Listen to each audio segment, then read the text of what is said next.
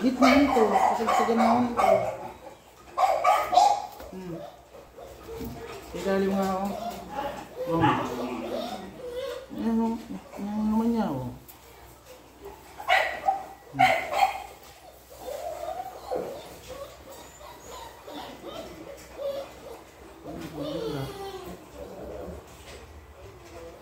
Somebody wanna tell me this road is going away.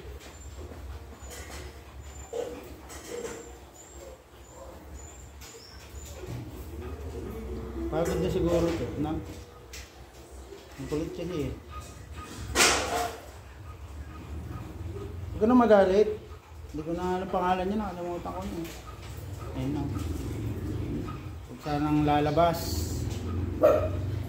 Sana maupad. No, natakatungtong pa yun sa pako. Nakatabi pa to ha. Nakakad eh. So yun, ito yung second session.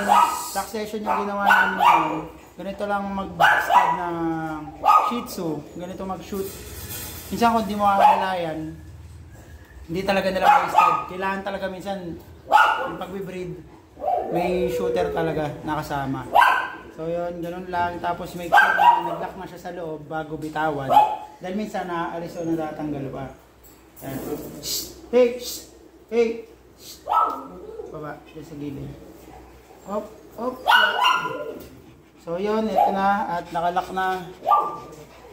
Ganun mo nga yung video. Pakita mo to. Yung nakikita.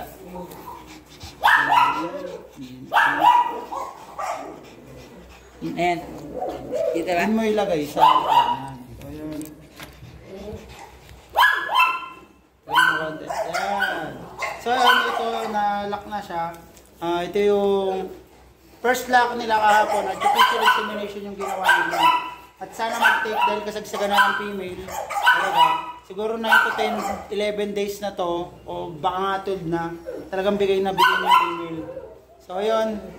Itong client na to ay from Hirona. Hirona Tarlac. Yun. Ipapashoot sana kaya lang. So yun. In-stud na lang ni Kobe. Hanggang dito lang. Salamat!